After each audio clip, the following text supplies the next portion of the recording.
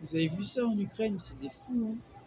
Ça date pas de maintenant que les vidéos elles sont sorties et tout, qu'on a vu des choses inadmissibles se passer, genre les citoyens qui se faisaient attraper dans les rues et tout. On appelle ça du fascisme, tout ça, hein, tout ce qui s'est passé. Mais c'est pour dire ça. Moi j'y suis allé en Ukraine, pour les gens qui ne le savent pas, je l'ai dit dans des vidéos passées, je le redis. Je suis allé là-bas seul, voilà. Avant d'y aller, c'était très compliqué, c'était même pas sûr que je puisse y aller. C'était pas pour aller là-bas de base, c'est parce que sur mon chemin, c'était plus rapide en fait. Donc j'ai été contrôlé avant de passer la frontière par la police et en fait ils m'ont aidé à pouvoir prendre un train pour en fait on m'a accompagné en voiture de police pour aller jusqu'à la gare de train et du coup j'ai pris un train pour passer la frontière parce que sinon c'était impossible d'aller là-bas. Et à quel point je vous mens pas, je suis allé, comme elle l'a dit, cette dame qui représente la Russie, je suis allé à Oujgorod, c'est à l'entrée de l'Ukraine, c'est pas très loin. Ensuite, je suis allé à Lviv, voilà. Et j'ai pas du tout été à la capitale, hein. Je suis pas allé à Kiev et tout. Là-bas, c'est la capitale, c'est là où on entendait tout le temps dire qu'il y avait la guerre. Mais soi-disant, il y a eu la guerre hein, aussi à Oujgorod. Bah oui, moi j'y suis allé en fait. J'y étais. Il y avait tellement la guerre que en fait, il y avait. J'étais près de la gare et tout, et des fois en fait ça retentissait l'alarme et tout ça, et du coup ils faisaient sortir les gens de la gare parce que en fait c'était pour sécuriser le périmètre et tout. Voilà, on était obligé de rester dehors, en dehors de la gare, donc les gens ça les faisait chier parce qu'ils avaient leur train et du coup en fait ils n'avaient pas le choix, ils devaient attendre et se débrouiller en fait pour prendre leur train quand ils pouvaient. À quel point je vous mens pas en fait. Il y avait des militaires partout en fait, des militaires partout dans les rues. Alors, quand je dis partout, pas aux quatre coins des rues, mais beaucoup. Il y avait beaucoup de militaires, surtout près de la gare, et des militaires qui en fait avaient leurs affaires et ils marchaient en fait. Ça zonnait comme ça. Voilà. Et ouais, je suis allé à Oujgorod, Lviv, et une autre ville, je sais plus comment ça s'appelle, une ville près de la frontière, je peux tout vous dire. Voilà. Et là, j'ai rencontré une Ukrainienne et on a parlé de la situation et tout ça. Et puis, je vais pas vous parler de ce qui s'était passé, je vous en ai déjà parlé, mais voilà. Mais elle a bien apprécié mon échange que j'ai eu avec elle. Et puis, en partant, du coup, elle m'a fait un sourire. Elle était contente d'avoir échangé avec moi. Et voilà. Et puis, elle m'a fait penser à une fille que j'ai connue dans le passé qui lui ressemblait vraiment physiquement. Voilà, voilà. Bref, du coup, en tout cas, c'est vraiment choquant de savoir tout ça. Vous voyez, on va pas me dire que j'ai pas de couilles en fait, hein, parce que moi je suis allé là-bas, il y avait la guerre et tout, et ça date de l'année dernière. En fait. Pour les gens qui ne le savent pas, j'y suis allé l'année dernière, après que j'ai quitté la France en 2024. Donc j'y suis allé juste avant mon anniversaire, donc c'était en juillet, j'ai même pas fêté mon anniversaire. D'ailleurs, c'est bientôt mon anniversaire là. Je sais pas si je vais le fêter avec quelqu'un, parce que je suis seul à l'étranger. Mais c'est pour dire ça, hein, pour finir vite fait, voilà, j'y étais après juillet du coup, parce que j'ai quitté la France en juillet, donc c'était après ce moment-là en fait. Je me suis retrouvé en Ukraine en 2024. Voilà, donc voilà, ça répond à plein de personnes qui m'ont dit des conneries et qui m'ont jugé de haut et tout ça. C'est vous qui n'avez pas de couilles en fait, hein. La presse, parce que c'est pour ça que vous parlez en fait. Parce que vous cherchez le buzz, alors que moi justement j'ai pas besoin de chercher le buzz. Je sais ce que je fais. Voilà.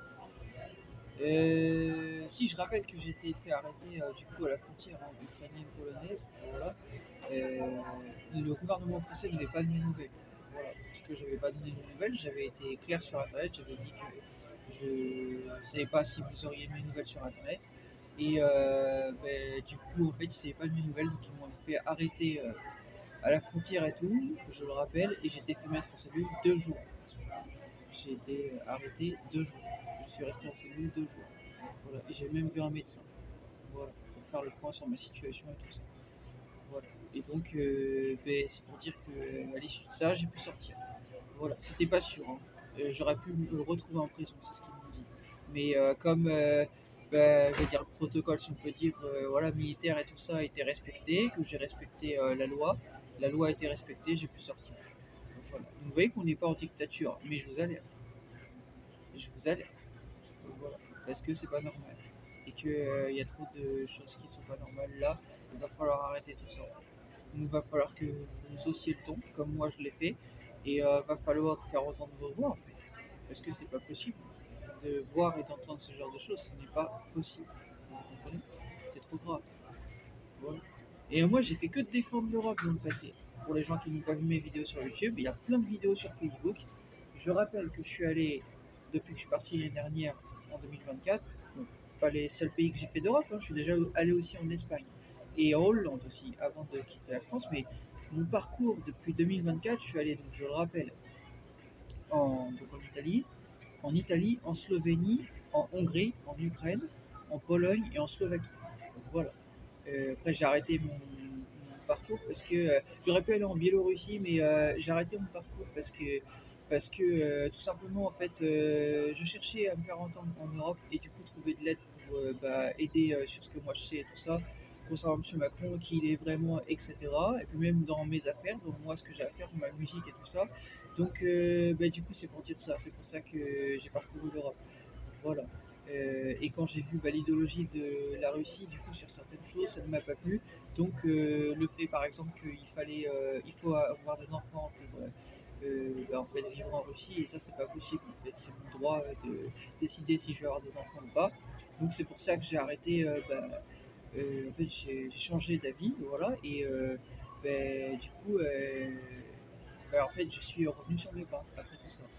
Voilà. Ça veut pas dire que je suis contre la Russie, absolument pas. Ça veut juste dire que j'ai fait mon chemin et que je vous amène en fait à faire les bons choix en fait et à vous détourner de toutes ces conneries là de guerre et tout ça. Voilà. Faut lâcher les armes. Les États-Unis, ils ont arrêté les exports d'armes. Voilà. Dernièrement, ils ont pris la bonne décision. J'ai alerté sur ça. J'ai dit qu'il faut arrêter ça. Ils l'ont fait. Donc, je vous amène à déposer les armes parce que ça sert à rien. Parce que votre idéologie, c'est zéro. Voilà. Et que ça ne sert à rien. Voilà. Ça ne sert à rien. Il n'y a pas de guerre. La seule guerre, c'est la guerre contre soi-même dans la vie. Voilà. Donc M. Macron, s'il ne veut pas déposer des armes, et ce sera un ennemi de l'humanité. Ce sera son problème. Mais vous êtes vous n'êtes pas M. Macron. D'accord. Et les personnes qui sont dans la guerre, c'est leur problème. C'est pas votre problème. D'accord. Donc, restez loin de tout ça. Haussez le ton, comme je le fais. Voilà. Vous ne me voyez pas actuellement dans la rue à le faire, mais parce que moi aussi j'ai une vie en fait. Mais je l'ai fait. Voilà. Je l'ai fait à travers tout le passé de ce que j'ai dit. Je ne peux plus le refaire. Parce que si je le refais, je prends le risque de me remettre, d'avoir des problèmes et d'aller me retrouver en prison. Enfin, d'aller en prison. Voilà. Donc, à l'heure actuelle, en fait, je vous rappelle que je suis fiché aux aéroports, ok, internationaux de ce monde. Voilà, ma famille me l'a révélé, j'avais pas toutes les informations, maintenant je le sais. Donc c'est pour dire ça. Mais je rappelle que je suis un rappeur international, je fais plus de vues que la fouine. Mes vraies vues sont des vraies vues. Voilà. Et que pour terminer, je vous ai expliqué les choses en fait. J'ai pris position sur tout ça pour essayer d'aider. Maintenant, je peux pas faire l'impossible en fait. Ok, je suis qu'un homme et je fais ce que je peux. Mais vous aussi, vous pouvez faire ce que vous pouvez. Donc si vous pouvez faire quelque chose, faites-le avant qu'il soit trop tard. Voilà. Vaut mieux faire que d'avoir des regrets en fait. Ok. Voilà. Allez, sur ce, je vous laisse sur tout ça. Mais s'il vous plaît, faites les bons choix. Voilà. Et dites non au fascisme et à M. Macron qui est un facho. Voilà, c'est un facho. Voilà. Il l'a prouvé dans ses actes dans le passé.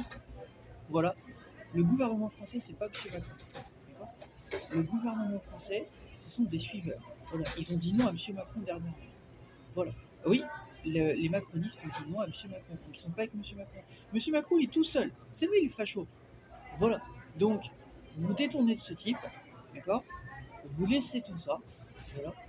Et va falloir faire juger M. Macron. Véritablement. Parce qu'il y en a assez. Tout le monde.